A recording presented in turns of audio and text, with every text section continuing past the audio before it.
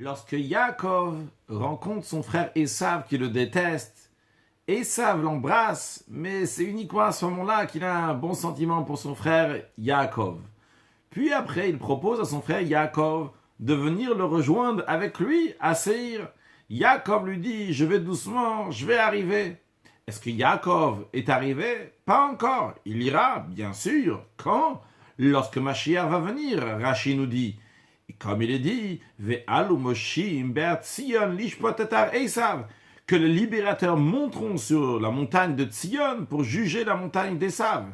Mais Rashi ne ramène pas la fin du verset, Ve'haïta l'Hashem amlucha, que la royauté appartiendra à Hachem. Pourquoi pas? Parce qu'il y a deux étapes dans la situation des nations lorsque Mashiach va venir. Il y a la première étape dans laquelle c'est l'ishpot etar Esav, de juger Esav. Juger ici dans le sens que Esav doit faire des efforts, que les nations vont être forcées. Quand on dit forcées, ça ne veut pas dire forcées physiquement, mais ça peut être forcé aussi intellectuellement, obligé de se comporter d'une certaine manière, même qu'on n'est pas entièrement avec cela. C'est la première étape qui s'appelle dans la Kabbale Idkafia, courber, faire un effort, même lorsqu'on n'a pas envie.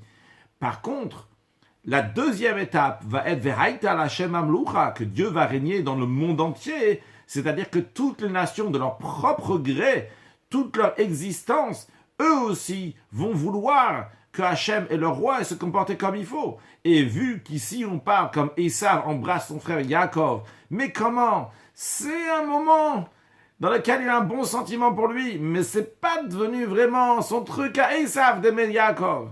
Alors Rashi nous ramène l'étape de l'ishpot, de Idkafia, de courber le mal, des efforts qu'il y a. Mais après, toutes les nations vont servir Dieu aussi avec joie. On retrouve ces deux étapes aussi dans Maïmonide.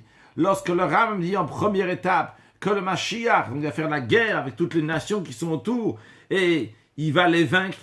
Et après, en deuxième étape, lorsqu'il va arranger le monde entier, c'est de la propre volonté de servir Dieu, quand le prophète dit